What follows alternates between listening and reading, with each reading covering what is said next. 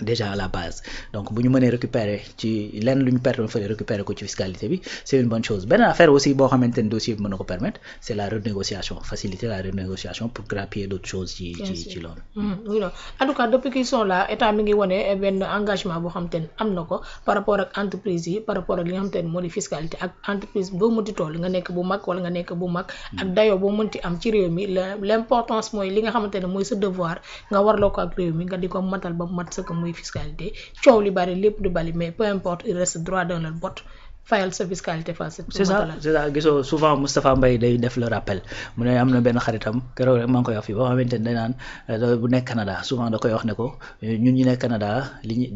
dañuy wax ne lii wér te wóor ne nit dina ko def dans sa vie mooy ñaar yi mooy dee ak fay impôt dee ak fay impôt voilà ñun ñi fa xam ñenn ñi xam ne on sait de quoi il parle c'est-à-dire en fait dafa am loo xam ni maanaam fii rek la mën a am c'est-à-dire c'est en Afrique que tu peux venir nga installer sa entreprise après effectivement ngay mën a doxalee yenn doxalin yi pensant que dara du la ci fekk parfois aussi c'est da ngay bénéficier de la complicité en réalité de certains acteurs politiques quand on te dit par exemple que ci lu jëm ci wàllu pétrole bi par exemple quand on te dit que état du daanaka SAR daa ameel su ma jumul Woodside la sax ci boppam wala boog yeneen opérateur Woodside la sax presque 800 et quelques milliards presque 1000 milliards yoo xamante ne dañ koo leb déjà ci li ñu war a am ci pétrole bi c'est-à-dire quand on te dit que kii dem na ba phase exploitation te nangul fay impôt ça veut dire que am na derrière loo xamante ne da ko doon garantir loolu quand on te dit que un ministre de la République a déjà donné gracieusement ay exonération fiscale alors que il en a même pas le droit exonération fiscale c'est-à-dire c'est du ressort exclusif maanaam baal nit impôt c'est du ressort exclusif de l'Assemblée nationale da nga daa gis un ministre de la République boo def donc derrière après bon tu te dis que y a d'autres enjeux yoo xamante ne xëy na ñoo nekkoon ci gannaaw et tout ça ba nga xamante ne dañ doon valider lu mel noonu peut-être tey bu fekkoon ni y avait pas ce changement de régime dafay continuer di demee noonu c'est-à-dire les miettes yi ñu ciy am ñu continuer di ko ci am ñenn ñi ciy sucré wu di continuer di sucré wu ñoom ak peut-être seen famille et puis la masse continuer di dox ci li nga xamante ni moom la Thierno Alassane doon wax en 2016 parce que nag moom moo nekkoon ci pétrole bi en réalité avant que ñu koy jëlee foofu donc mu doon wax naan pétrole bi bu Sénégalais yi xaar mu changer cette vie la vidéo est sur internet nit ñi mën nañ ko seetaanaat bu gars yi xaar pétrole bi changer seen vie c'est-à-dire là effectivement man je me dis que ni y a problème li ñu am ci pétrole bariwul certes li ñu am ci pétrole bariwul loolu dëgg la li ñu am ci gaz moo ko ëpp certes mais au moins am nañ ko am nañu amul dara donc bu changer wul la vie de façon fondamentale itam war nañoo mën a yëg ni pétrole am na ci dëkk bi quand même voilà loolu war nañ ko mën a yëg d'ailleurs tellement ils n'ont pas préparé le fait que ñu war ko yëg ba nga xamante ni jëluñu woon sax en compte que SAR war na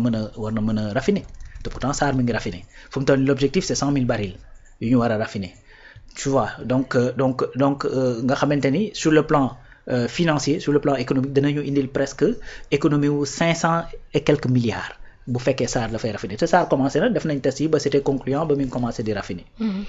donc voilà effectivement un peu ce qui se passait donc yenn société bu ñu ñëwee en Afrique mën a am fitu def fi yenn yi c'est parce que effectivement dañuy am la complicité de certains gouvernants yoo xamante ne dañ fi nekk c'est aussi simple que ça parce que en réalité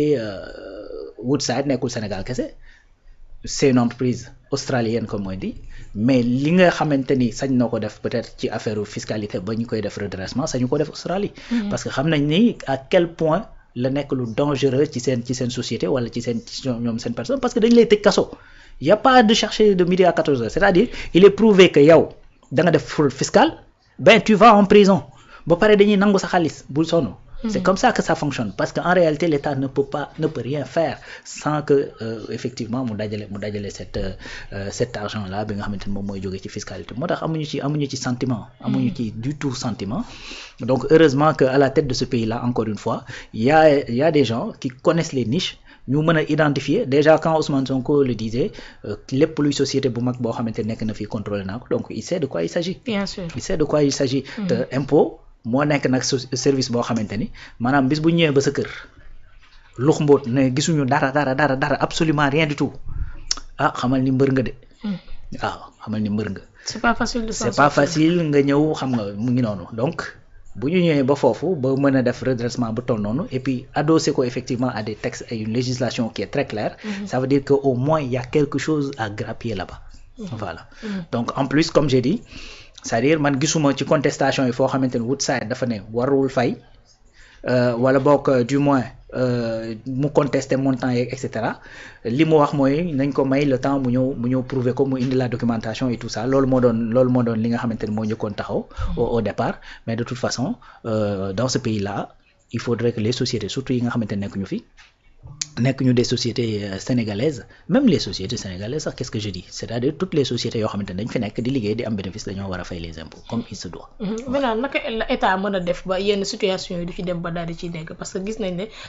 redressement fiscal boo xamante ne depuis 2024 lañ ko envoyé bien presque am na 1 an boobaak léegi somme bi colossale na bari na nan la état mën a def ba erreur yooyu noonu du mën a am surtout ñi fi nekk chaque mois li nga xamante ne moom la entreprise bi warloo ak état du Sénégal mu koy joxe ba di ko accumuler muy nekk somme yu colossale. xam nga dafa am loo xamante ni boo toogee sa ruxu di def li ngay def mënuñu lu dul bu ñu defee enquête daal di koy découvrir c'est comme tey jii par exemple nu ma koy tuddati un trafiquant qui est bu nekk ci benn quartier di def ay trafic il faudrait que effectivement peut-être autorité policière wala gendarmerie am écho que ni y a quelque chose qui se passe enquête yi daal di poursuivre ba ñu mën a identifier noonu la demee moo tax comme j'ai dit impôt code des impôts boo ko jox prérogative mu am benn calendrier de vérification ci entreprise yoo xamante ni c'est le directeur des impôts moom moo koy valider bu ko valider nag dañ naan sur l'année voilà société yi à telle date yoo xamante ni dañuy dem saytu leen. C'est-à-dire loolu c'est établi léegi bu ñu ñëwee saytu la nag dañuy xool ndax yow la nga doon déclarer ak li nga xamante ni mooy am en réalité est-ce que méngoo na ou pas. État loolu la mën a def parce que état qu'est-ce qu'il fait moom dalay jox environnement boo mën a investir code boobu da ciy jouer maanaam tey dañ naan la boo ñëwee dans tel secteur wala nga ñëw dans telle zone li ñuy tuddee par exemple ay zone industrielle ñun la boo ñëwee ci zone boobu nga investir à hauteur de tel may nañ la impôt par exemple pendant tant d'années ba ngay commencer def wala boog may nañ la impôt ba sa bilan financier daal di nekk lu positif nga commencer def ay bénéfices ainsi de suite, c'est-à-dire il y a benn facilitation boo xamante ne dañ la koy defal benn nu ma koy tuddati pour que nga mën a ñëw donc boo ñëwee ba installé wu après aussi le même code dit effectivement à la direction de temps en temps demal vérifier ndax waa ji est-ce que réellement mi ngi def chiffre wala deful chiffre est-ce que li muy déclaré ou pas donc après impôts et domaines nag pour faciliter le travail mettre en place benn plateforme bu njëkk c'était des directions da ngay imprimer dem yóbbu maintenant il y a une plateforme da ngay dugg en ligne fekk yow am nga sa service comptabilité ñu def seen comptabilité wax ne ñun lii lañ liggéey lii lañ fay ci ay bor lii lañ jënd ci ay marchandises lii lañ fay ci fiscalité lii mooy sunu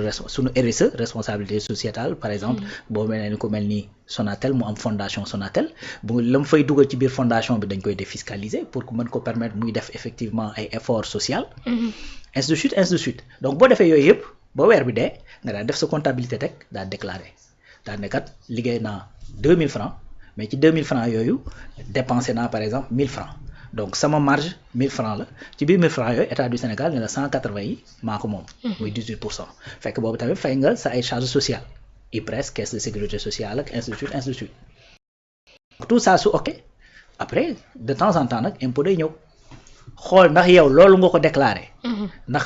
c'est la réalité effectivement du terrain su gisee écart da lay redresser bien sûr voilà bu gisee écart da lay redresser léegi redressement boobu nag li muy àndal mooy ce qu'on appelle des pénalités exemple pénalité bu gën a ndaw bu ma lay jox mooy gis nga tey boo yoree sa société ne serait-ce que société individuelle boo xamante ni yow dong yaa ci ne sa turu bopp ci nekk maanaam gis nga bu la 15 passé te déclaré woo da ngay am ay pénalité c'est-à-dire chaque mois au plus tard le 15 du mois da nga war a def say déclaration impôt dès l'instant que defoo ko boo doon fay fukki dërëm dañ naan la léegi 200 ngay fay xam nga loolu koo ko wax déjà dana fexe def le tout bay déclarer à temps parce que pénalité yi lay bañ ndax dafay passer du simple au double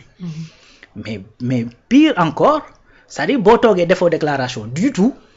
mais c'est encore pire parce que non seulement dañ lay defal ay pénalités de retard mais également dañ lay defal ay pénalités de yoo xamante ni c'est lié au fait que tu n'as pas déclaré du tout léegi nag c'est encore pire jàppal ni su fekkee da ngaa nëbb nag des choses comme tey nga jaay 2000 francs nga ñëw déclarer ni 1500 laa jaay pour wàññi impôts yi ngay fay ak yu demee noonu je fais de façon imagée et de façon simple pour qu'on puisse se comprendre. Bien sûr. Donc loolu boo ko defee c'est encore pire.